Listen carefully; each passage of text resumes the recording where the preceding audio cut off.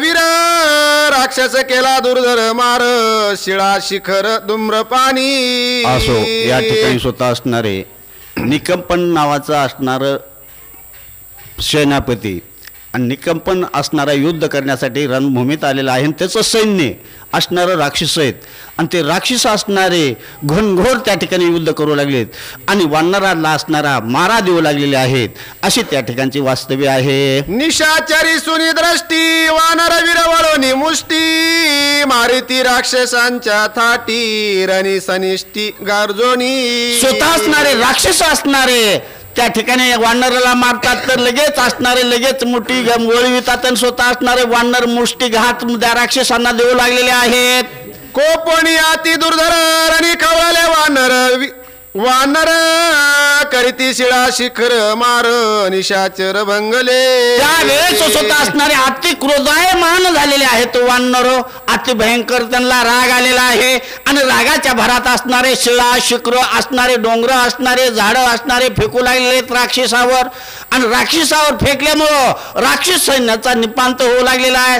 जागच्या जागेवर जमिनीवर पडू लागलेले आहेत. ओढान खडग शुळा दुर्धर पर्वत गाते करीती चुर वानरी भंगिले हत्यारे निशाचर मर्दोनी. त्यावेळेस जे असणारे हत्यारे असणारे त्या राक्षसांचे जे होते हत्यार वळण होतं खडग होतं तलवार होती बर्चे होते त्रिशूळ होता तोमर होतं हे स्वतः असणारे नेमकं असणारे दगड फेकायचे डोंगर फेकायचे आणि डोंगर फेकून शिनी झाडं फेकून शिनी त्या शस्त्रांचा असणारा चकनाचूर करायचे आणि घायाळ राक्षस करीत होते वानर. रणी राक्षसा होता घात त्यासी प्रतिकूळ महावात तोची वानरा अनुकूळ होत श्री रघुनाथाचे निसाय. त्यावेळेस स्वतः वानर युद्ध करीत होते पण वारा असणारा जास्त सोसाट्याचा सुटलेला होता आणि ते वारा सुटल्यामुळं राक्षस भयभीत होत होते आणि वानराला अति आनंद होत होता आणि ते कारण प्रभू रामचंद्रला सहकार्य करण्यासाठी ते वायू त्या ठिकाणी प्राप्त झालेला होता. असुर वानर करिता रण उठले होते रजकण अशुद्धे वाहता रणांगण रजदारुण उपशमले. त्यावेळेस मोठमोठे बलाढ्य राक्षस होते मोठमोठे असणारे ताकदीवान होते मोठमोठे असणारे शक्तिवान होते आणि ते मोठमोठे बलाढ्य शक्ती होती आणि रक्त असणारे त्यांचं अति भयंकर होतं आणि रक्तानं उन्मत्त झालेले होते आणि उन्मत्त रक्तामुळे असणारा वानराच्या मारामुळं ते रक्त असणारं सगळं जमिनीवर सांडू लागलेलं आहे जमिनीवर पडत आहे तर नदीचे पुरासारखं पुरं रक्ताचे वाहू लागलेले त्या राक्षसाच्या. बळे उन्नत राक्षस भार वानरी करिता पर्वत मार रथा शव गज सारथी वीर निशाचर कळकळती. त्यावेळेस स्वतः असणारे वानर असणारे वरून असणारे डोंगर शिळा शिखर असणारे फेकीत आहेत हे असणारे राक्षस असणारे हातीवर युद्ध करणारे होते रथात युद्ध करणारे होते पायदळी काही युद्ध करणारे होते घोड्यावर होते. ते राक्षसांना त्यांचा मार पाहून अति तळमळ करू लागलेले आहेत. मंदरे मतिता सागर शोभले गर्जा ती दुर्धर कपी मतिता राक्षस भार निशाचर कळकळती. त्यावेळेच स्वतः असणारे जसं मंदराच्या पर्वत असणार आहे पृथ्वीवर श्रेष्ठ आहे तसे असणारे वानराचा असणारा मार मोठा भयंकर देऊ लागलेले वानर आणि सगळे असणारे वानराचा मार खाऊन सने राक्षस तळमळू लागलेले तरफडू लागलेले तळमळ करतात. भंगले दे कोणी रक्षो तीव्र कोपला अकंपन धनुषी सजोनी बाण सांगे आपण सारथ्या.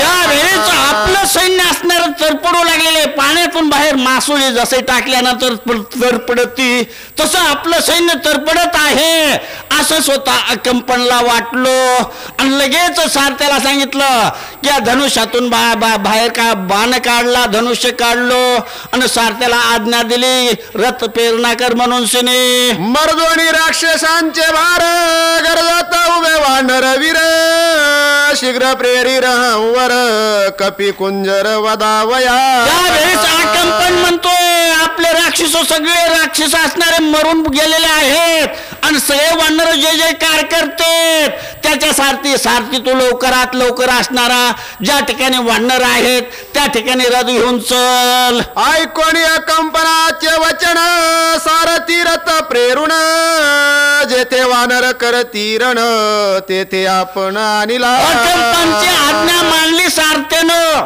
आणि आज्ञा माणूसने जिथं असणारे वानर युद्ध करीत होते त्या वानराच्या ठिकाणी सारथी रथ घेऊन आलेला आहे. अकंपन महावीर वाणी व्यापिले अंबर उडवणे जाता पैवानर केला मार शरघाते.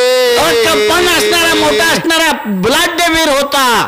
त्या बाणाचं असणारं जसं आकाशात ढग असतात त्या ढगासारखे बाणाचं जाळं केलेलं आहे आणि ते बाणाच्या जाळ्यामुळं स्वतः वानराला असणारं आकलन झालं. ते कसं झालं ते ऐका पुढं. शिरा शिखरे द्रुम पाषाण शराग्रे करोनी शतचूर्ण सपीची विंदोनी बाण वानर सैन्य त्राशिले. त्यावेळेस ती वानराने शिळा शिखर डोंगर आणून झाडं झुडपं आणून जी फिकीत होते ती स्वतः अकंपनाच्या बाणानं सगळं असणार त्याचं छेदन केलं ती नाहीस केलं आणि स्वतः वानराला असणारा आकलन करू लागलेला आहे. वानराकडे बाण सोडू लागलेला आहे ते अकंपन. वाम संवेद सदिशी निघो जाता वानराशी वानभेदी ती सपीची रणभूमीशी राहावेना.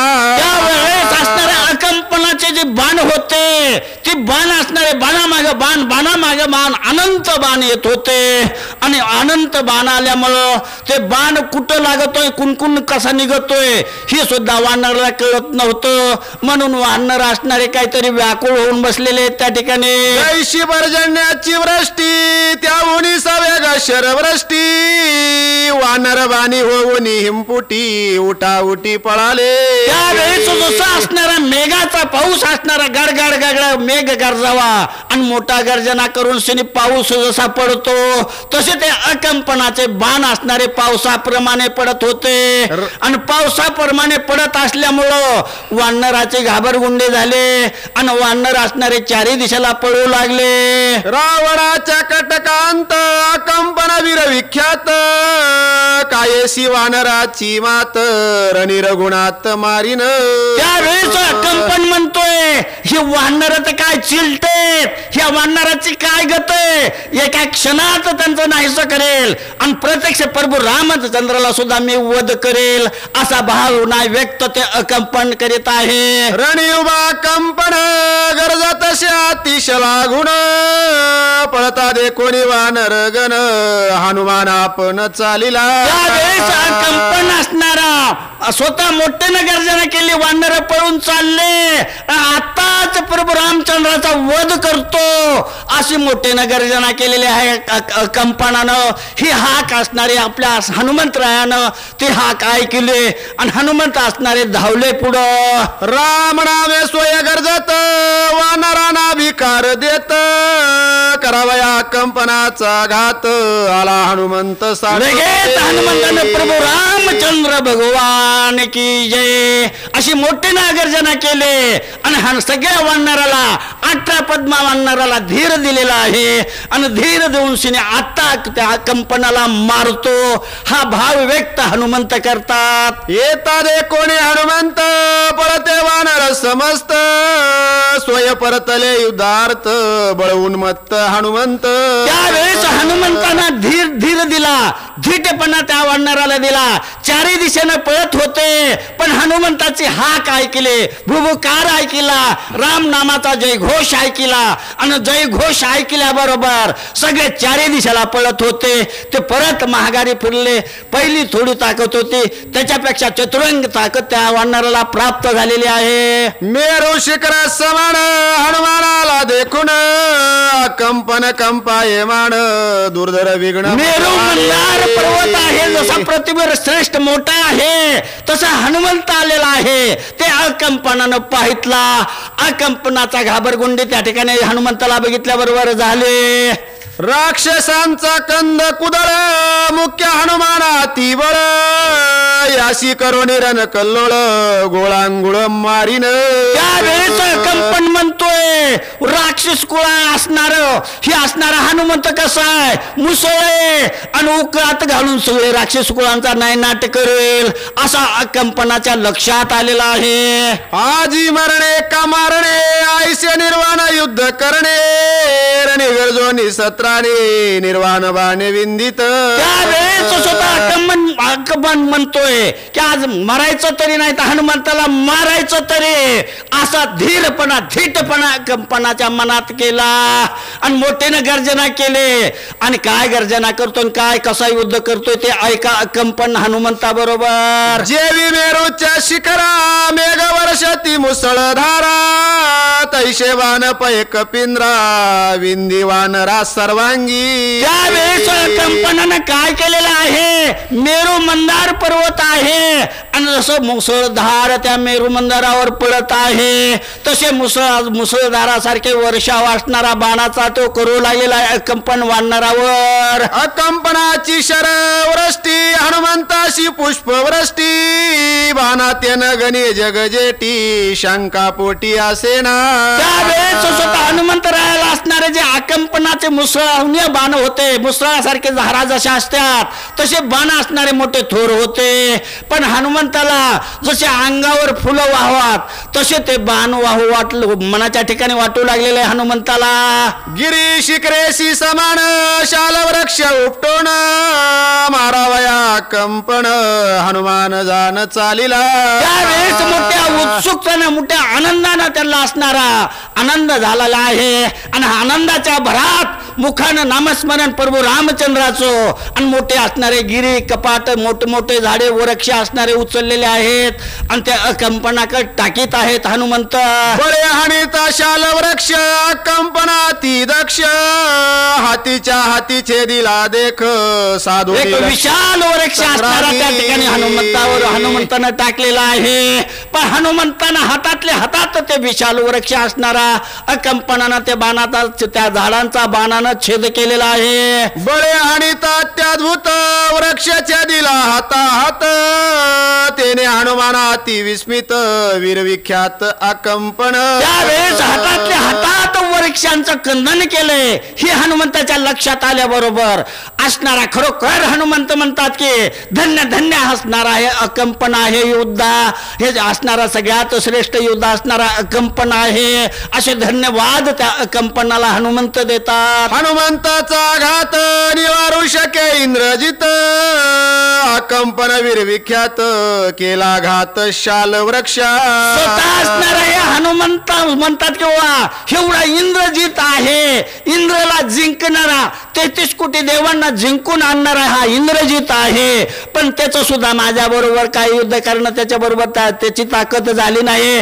पण माझ्या हातातला हात असणारा मोठा विशाल वृक्ष आहे ते वृक्षाचं असणारं छेदन केलेलं आहे अकंपनानं. बळे हाणीता मारुती वृक्ष छेदिला हातीच्या हाती अकंपनाची रण उत्पत्ती सुरवाणी ती स्वर्गस्थ. त्यावेळेस हनुमंताचा हातातला हातात असणारा मोठा वृक्ष असणारा छेदन केलेला आहे. म्हणून स्वतः अकंपनाचे 33 कोटींचे देव असणारे अकंपनाचे असणारे थोरवे गाजवतात, त्यांचं वर्णन करतात अकंपनाचं.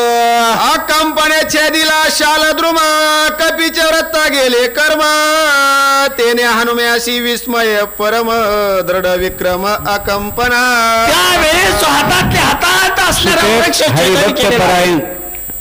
कोणा मराठचा वाचक हातातला हातात वृक्ष असणारा छेदन केलेला आहे आणि छेदन करून स्वतः असणारे हनुमंतराय विस्मित झालेले आहेत.